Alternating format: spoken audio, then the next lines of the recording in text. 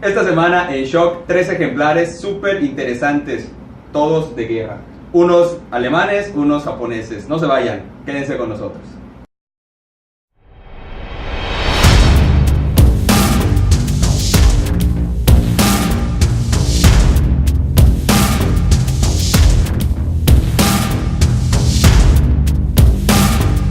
¿Qué tal, amigos de Diarios del Sureste? Sean bienvenidos de nueva cuenta a su sección Shock, porque todos nos merecemos leer. Esta semana traemos 3 propuestas, 3 ejemplares que nos llamaron mucho la atención en su momento cuando los leímos y ahora queremos compartirlo con ustedes. 2 ejemplares sobre la Guerra Mundial y un ejemplar sobre pues una cuestión más de samuráis, más sobre Japón, ¿no? Vamos a empezar, ya saben, como siempre, Ricardo Parr. La edad primero. Sergio Alvarado y pues la edad en orden decreciente lo vamos a hacer esta vez. Sí. Ricardo, no ríes, es chiste. Pues este libro para mí significó una sorpresa muy interesante porque yo siempre fui muy apasionado del tema de los conflictos bélicos y durante muchos años, me estoy remontando muchísimos años atrás, quizá más de 30, era muy complicado conseguir buena literatura sobre el tema de la Primera, de la Segunda Guerra Mundial y pues la Guerra de Vietnam. Te inscribías al círculo de lectores, tardaban meses en llegar tus libros, y ese libro de Juan Eslava Galán, es un escritor catalán, me resultó muy interesante porque vino a ser como una especie de resumen de todos esos ejemplares que yo conseguí a lo largo de los años, de manera sintetizada, aunque obviamente reseñar un conflicto bélico tan extenso como lo fue la Segunda Guerra Mundial en 700 páginas. ¿Cómo se llama? ¿Qué cosa? El libro. El libro se llama La Segunda Guerra Mundial contada para escépticos. ¿Por qué para escépticos? Yo considero que el título tiene que ver con los mitos que han surgido alrededor del conflicto bélico, de que se piensa que no hubo holocausto, de que piensa que Hitler tenía un lado positivo, de que piensan de que los aliados eran los buenos de la película, cuando en realidad en este libro se desnudan muchas cosas que la mayoría de la gente no ha tomado en cuenta cuando se trata de investigar la historia de este conflicto que pues afectó no solamente a Europa, también afectó pues lo que fue varias partes de lo que eran los países asiáticos, tantas atrocidades que se cometieron de parte de los japoneses en China, en Tailandia, pero también los rusos pues acababan con comunidades enteras. Es tan interesante porque de lo que es la descarnada historia de los conflictos bélicos, creo que en esta segunda confrontación mundial es donde se dieron muchos de los pasajes más oscuros, más siniestros, más terribles, la ambición del ser humano al que no le detenía nada y se atrevieron a hacer cosas realmente atroces.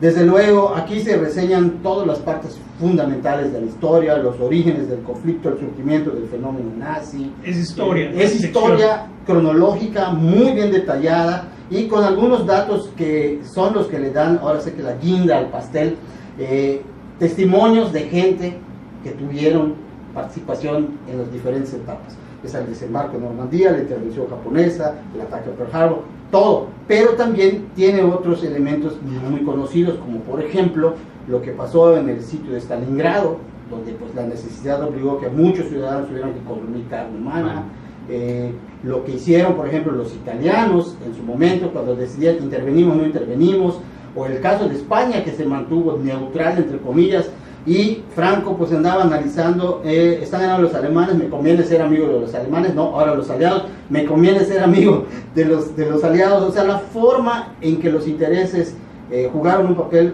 crucial, y sobre todo el desarrollo tecnológico que también tuvo una importancia pero fundamental en lo que fue pues ya el final del conflicto, porque lo que pasó con Alemania es que empezó muy acelerado, pero los expertos confían en que si él hubiera esperado 4 o 5 años más para avanzar, se aventó demasiado pronto porque hubo, por ejemplo, armas atroces que no llegaron a utilizarse porque pues ya los aliados pues terminaron con los sueños de grandeza de Hitler. Es un libro realmente muy interesante, como podrán notar, extenso, con fotografías realmente muy interesantes, mucha información, testimonios de primera persona, y pues realmente después de leer este libro pues uno comprende a mayor magnitud lo que el hombre es capaz de hacer cuando su ambición se antepone a lo que es el juicio. Oye, Rick, hay N cantidad de libros que tratan sobre las guerras, ¿no? La Primera, Segunda Guerra Mundial.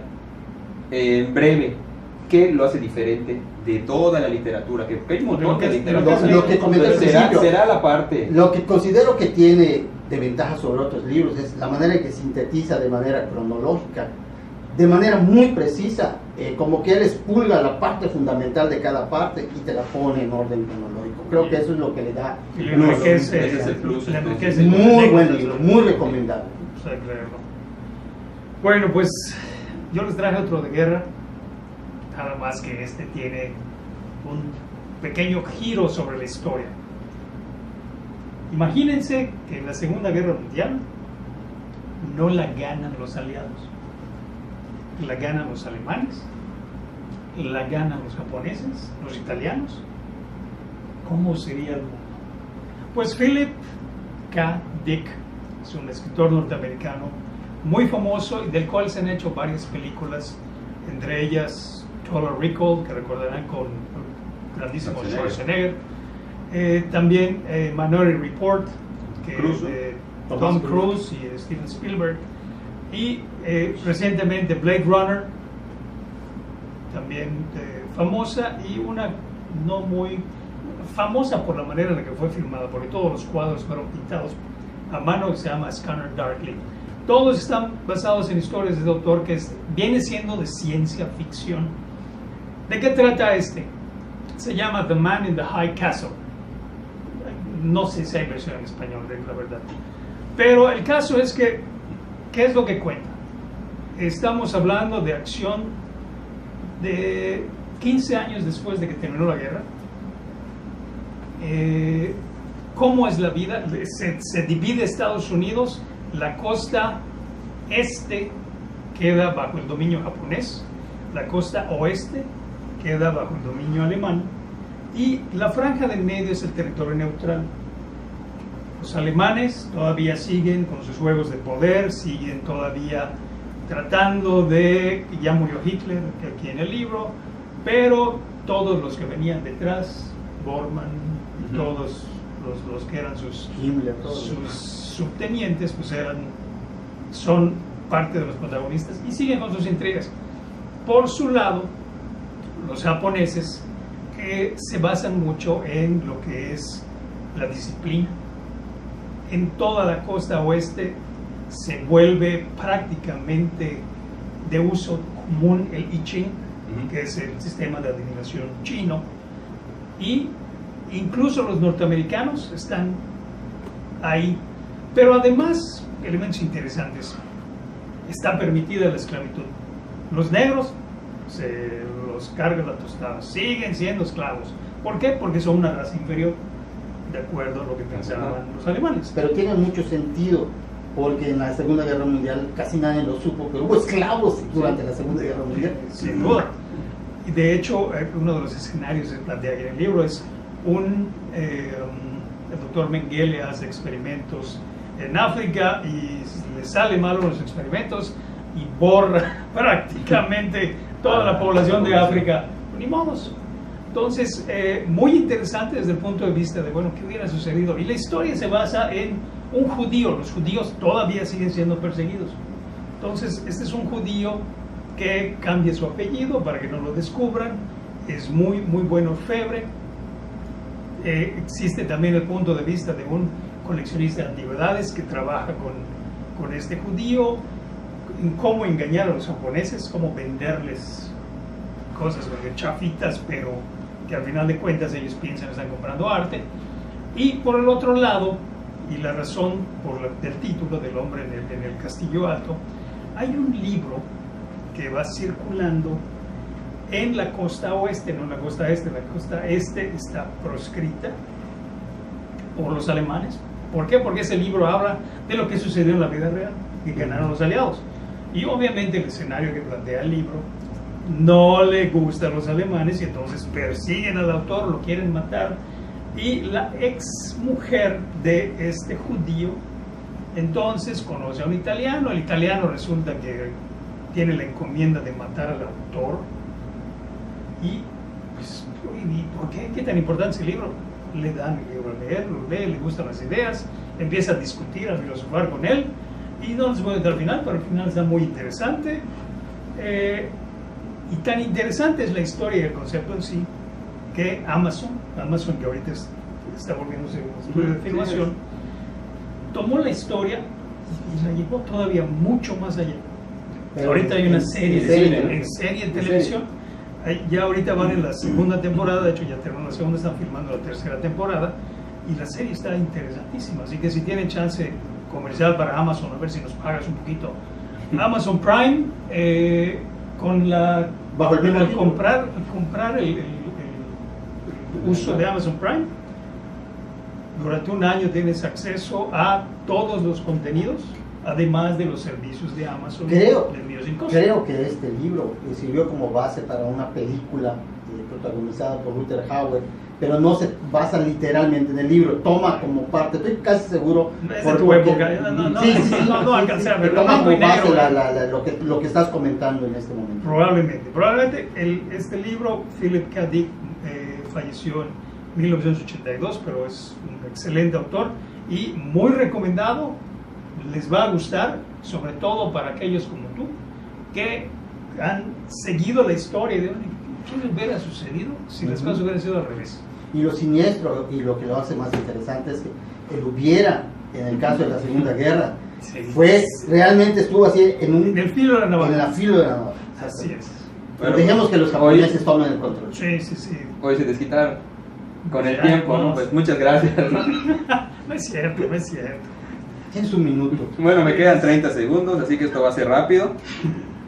Se trata de Raúl de la Rosa, un escritor español que yo había visto varios libros de él. Este es La sombra del samurái o La leyenda de los 47 Ronin. Había visto varios libros de él, como de tipo superación personal. Me metí a indagar un poquito sobre el autor y pues él es, si no me equivoco, es biólogo él, ¿no?